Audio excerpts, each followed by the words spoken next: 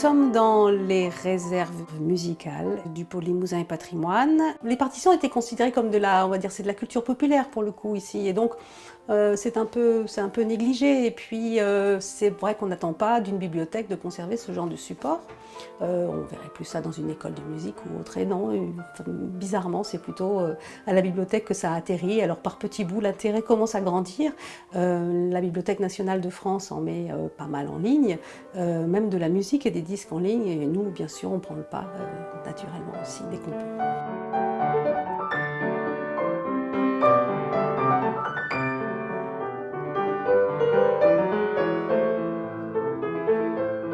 En 2015 est arrivé Philippe Noël, qui était un descendant de François Sarre, ce compositeur dont nous parlons aujourd'hui.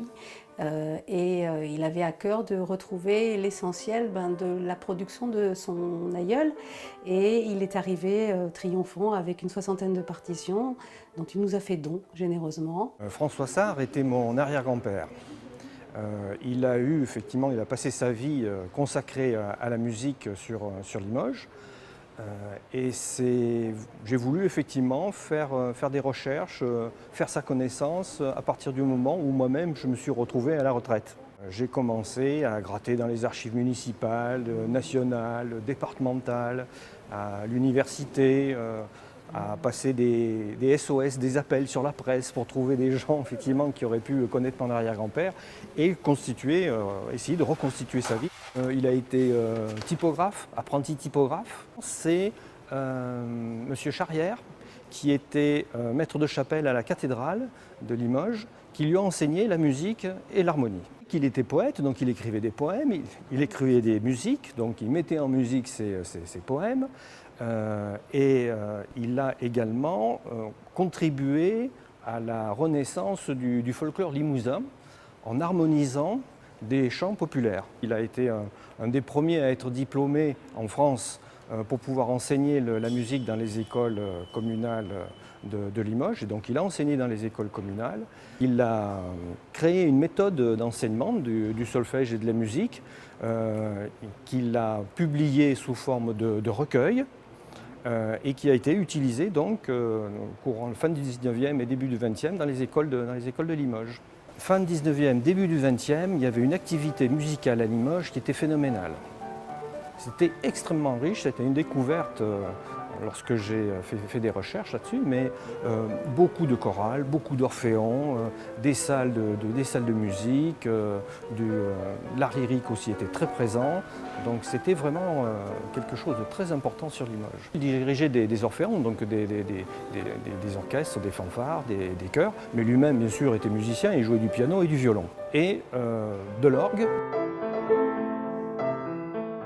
C'est un auteur totalement oublié et méconnu du 19e siècle, et pourtant très productif de belles mélodies populaires qui étaient jouées dans les cabarets parisiens, mais aussi très investi dans la culture occitane. Il a fait beaucoup de chansons, et la plus célèbre c'est L'Auche Bretère, et aussi la célèbre Briance de Mazabro, que tous les Limousins connaissent. Au point de vue, je dirais, pièce musicale, il en a créé une centaine. Il a écrit un opéra aussi, mais qui n'a pas été publié. Il a écrit des cantiques aussi. Donc c'était un beau cadeau, et on s'est dit qu'il fallait tout de suite effectivement le mettre en valeur. D'abord, on a fait un inventaire, un catalogage, on a fait de très très belles pochettes de conservation, bref, notre travail habituel. Et puis on a également numérisé l'ensemble de ces partitions. Et le point d'orgue, c'est un concert finalement le 7 octobre prochain pour pouvoir entendre cette musique à nouveau vivante.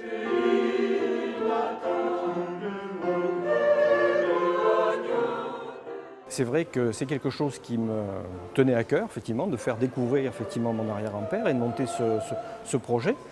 J'ai souhaité présenter des œuvres de types différents. Donc il y aura une pièce pour piano, il y aura des chants polyphoniques, il y aura des cantiques, et puis des chansons qu'on dit de belle époque. Je fais partie d'une chorale, j'en ai parlé à mon chef de chœur qui m'a mis en relation avec d'autres personnes, un ténor de l'opéra. La chef de chœur est elle-même soprano à l'opéra. Et ensemble, on a regardé toute son œuvre, on a fait des essais et on a choisi les pièces qui nous paraissaient les plus représentatives et les plus sympathiques, les plus jolies.